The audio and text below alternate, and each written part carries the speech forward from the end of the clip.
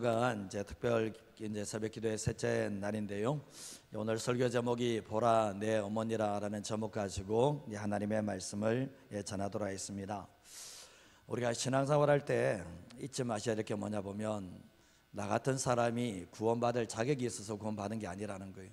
그래서 우리는 항상 나 같은 죄인 살리신 그 하나님의 은혜를 잊어버리지 않는 삶을 살아가셔야 되는데, 예수님의 간절한 소원이 뭘까?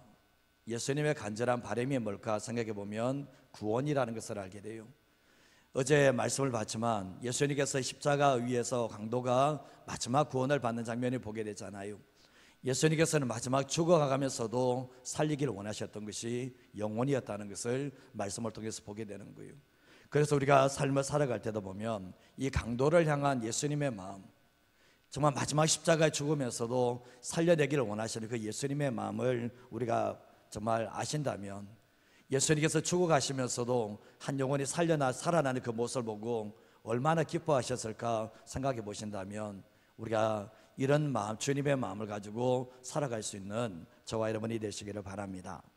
이제 오늘 말씀은 예수님께서 십자가 위에서 7마디 중에서 이제 세 번째 말씀이 바로 오늘의 말씀인데, 여자여 보소서 아들이니이다. 이거는 예수님께서 어머니에게 하시는 말씀, 어머니 마리아에게 하시는 말씀이고, 보라 내 어머니라 하신 말씀은 예수님이 사도 요한에게 부탁하시는 말씀이 바로 보라 내 어머니라라고 말씀을 하고 있습니다. 예수님은 십자가 위에서 긴 마디 말씀을 못 하십니다. 짧은 마디로 이 마디로 7마디를 말씀을 하시는데, 꼭 하셔야 될 말씀, 꼭 중요한 말씀 7마디를 하고 계시는데, 우리가 잘 아시다시피 예수님은 십자가 위에서 숨을 마음껏 들이마실 수가 없어요. 예수님의 십자가에서 마음껏 숨을 내뱉을 수도 없는 상황입니다.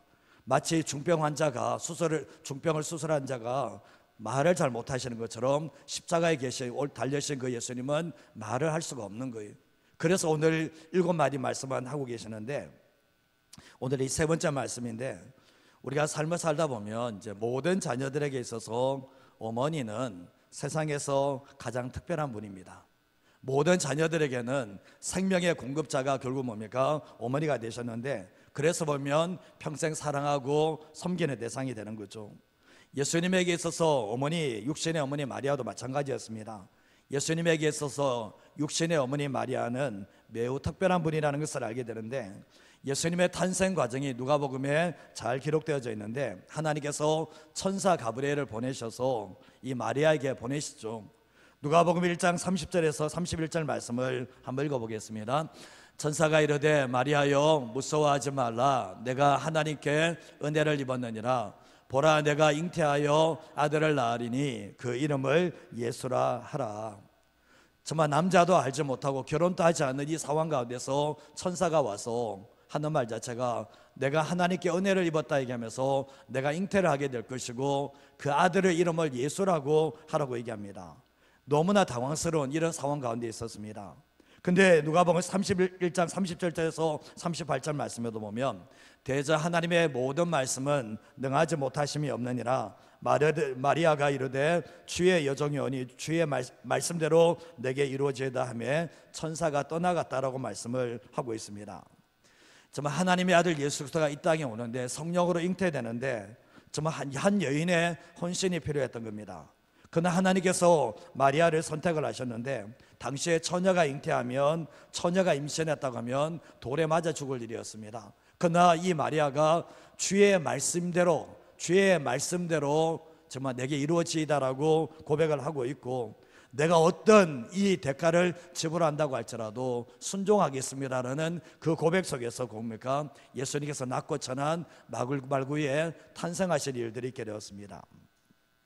예수님께서 이 땅에 아기로 태어나시고, 정말 예수님의 어머니는 아기 예수를 데리고 애굽으로도 가기도 하고 나사렛에서 다시 오기도 하는 모습을 보게 되고, 또 6월절에 예루살렘에 올라가서 아기 예수를 잃어버려서 그 아기 예수 찾는다고 난리를 떨었던 적도 있었고, 다행히 성전에 찾게 되잖아요. 그리고 공생의 사역을 시작할 때까지 항상 이 예수님과 함께 계셨는데, 이 예수님 또한 하나님의 아들이시지만 육신의 어머니의 사랑 속에서 성장했다는 것을 보게 됩니다. 우리가 마태복음 이제 12장 46절에서 50절 말씀에 보면 예수님의 어머니와 이제 동생들이 예수님을 찾게 되었습니다. 그때 예수님께서 이런 엉뚱한 말씀을 하시는데, 누가 내 어머니며 누가 내 동생들이냐, 이런 말씀을 하십니다. 그러면서 제자들을 가르치면서 하시는 말씀이 나의 어머니와 나의 동생들을 보라면서 제자들을 가르치는 일들이 있게 되었습니다. 그러면서 하시는 말씀이 누구든지 하늘에 계신 내 아버지의 뜻대로 행하는 자가 내 형제요, 내 자매요, 내 어머니라고 주님이 말씀을 하셨던 겁니다. 이게 결국 뭐냐, 예수님께서 어머니와 이 혈연 관계를 부인하려고 하는 것이 아니라는 거죠. 이 말은 뭡니까? 출생과 유전으로 이루어지는 혈연 관계보다는 영혼의 거듭남으로 이루어지는 하나님과의 영적 관계, 신앙적 관계가 더 중요하다는 것을 분명하게 말씀하고 계시다는 거예요. 예수님께서는 뭡니까?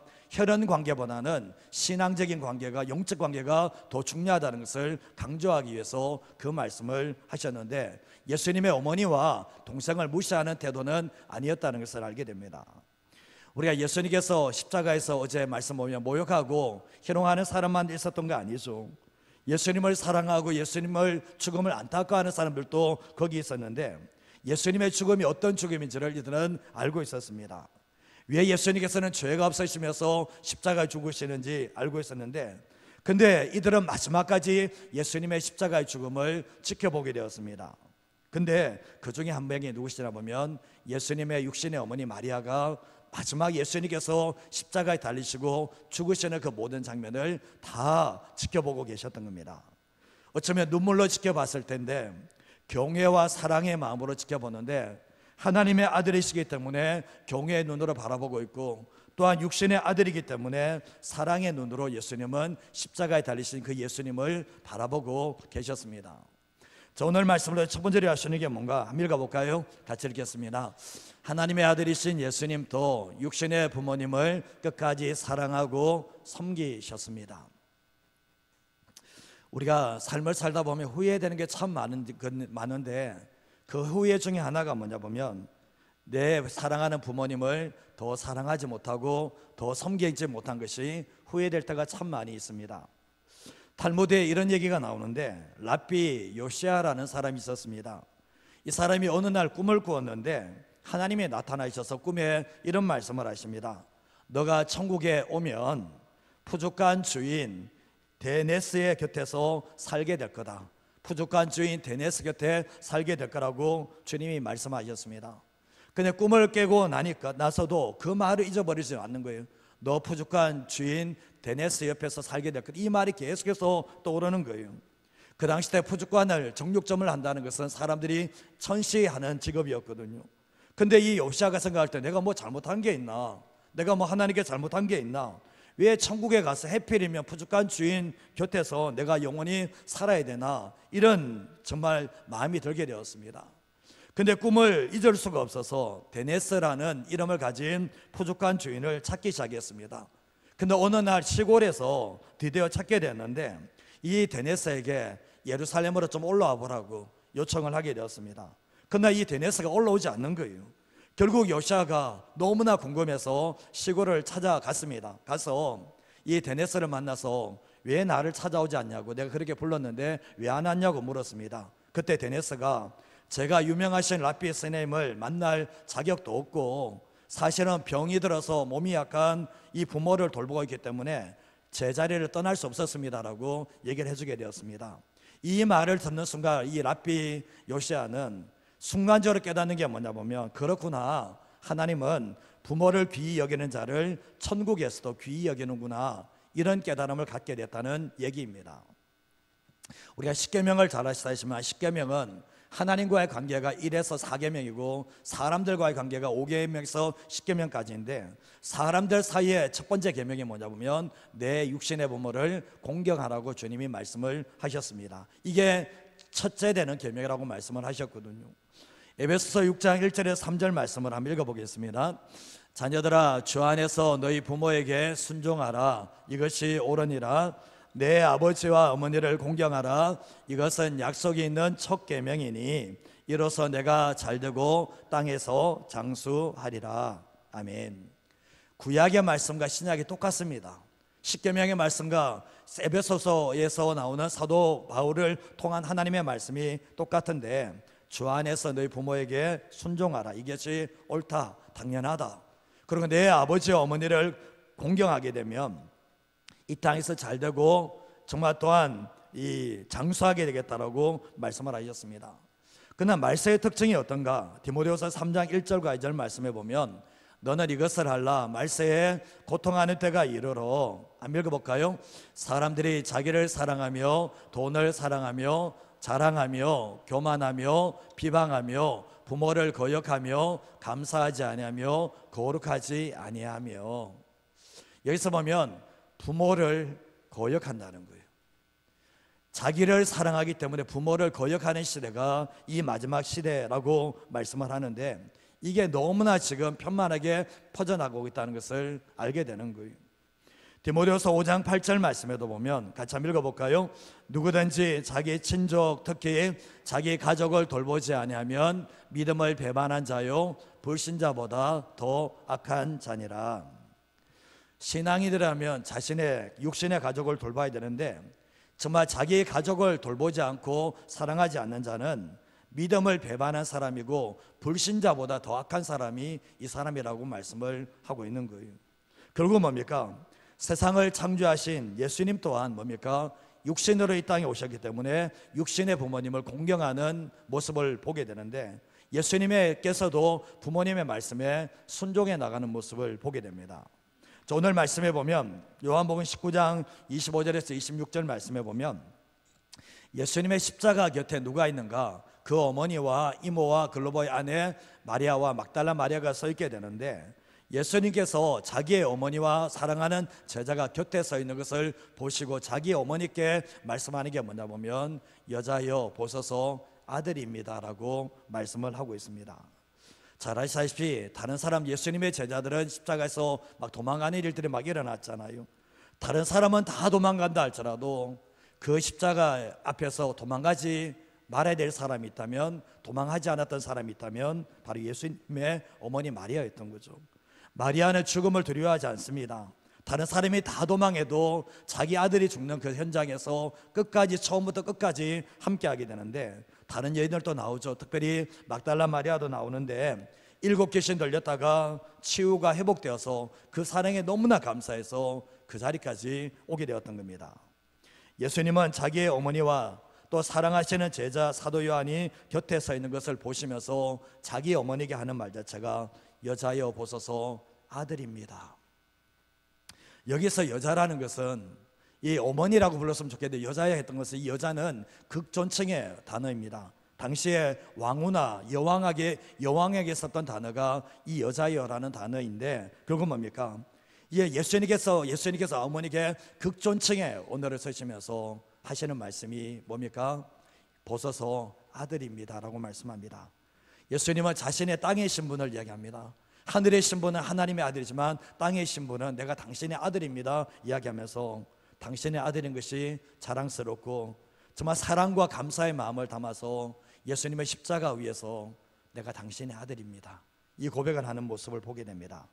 예수님께서는 이 말씀을 하면서 지금까지 이 자리까지 오게 하신 것이 하나님의 은혜이지만, 또 자기의 어머니가 자기를 얼마나 사랑하시는지를 알기 때문에 마지막 숨이 끊어지는 그 상황 가운데서도 자기 어머니, 육신의 어머니를 향해서 내가 당신의 아들인 것이 정말 자랑스럽다고 고백하는 모습을 보게 됩니다. 우리가 신앙생활하면서 마찬가지입니다.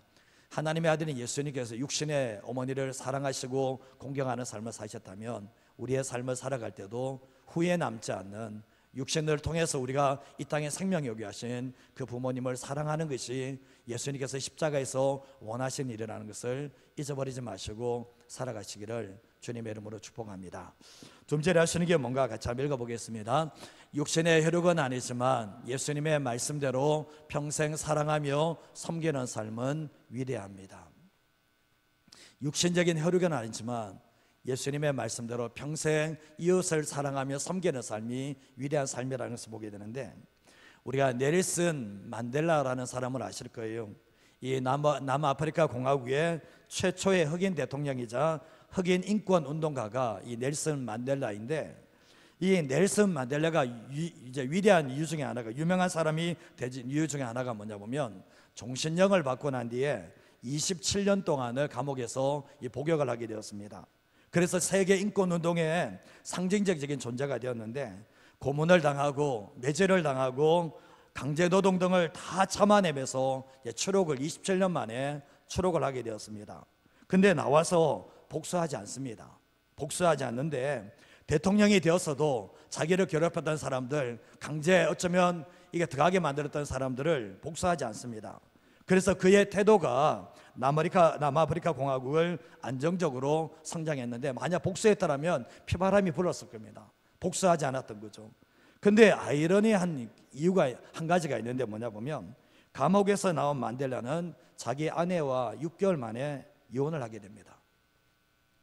27년 동안 그 모든 것을 다 참아내면서 나와서도 복수를 하지 않았는데, 정말 자기 감옥에서 출소한 후에 6개월 만에 자기 아내와 이혼을 해버리게 됩니다. 이런 걸 통해서 어떤 사람은 그런 이야기합니다.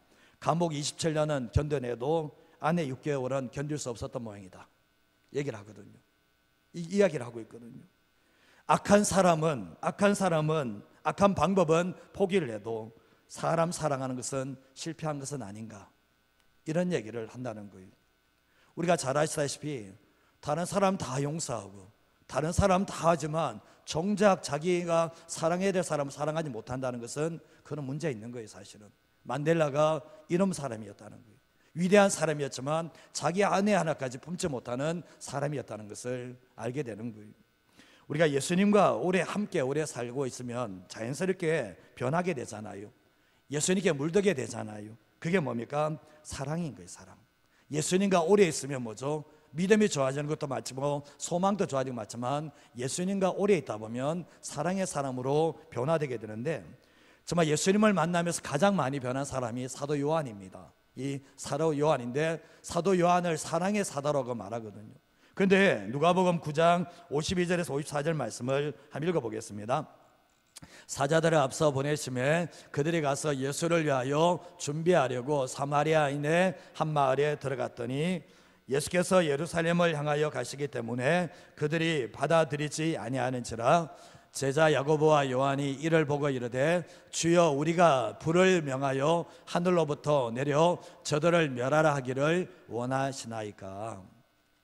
원래 사도 요한이 사랑의 사람인가? 아닙니다.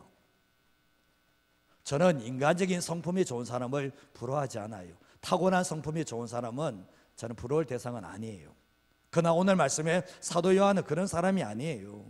하늘에서 불을 내려서 저들을 멸하기를 원합니까? 이런 다혈질의 사람이, 사랑이라고 없는 이런 사람인데, 그래서 보아느게 우리의 아들이라고 별명까지 가지게 되었는데, 이 사람이 변화되기 시작했던 거예요.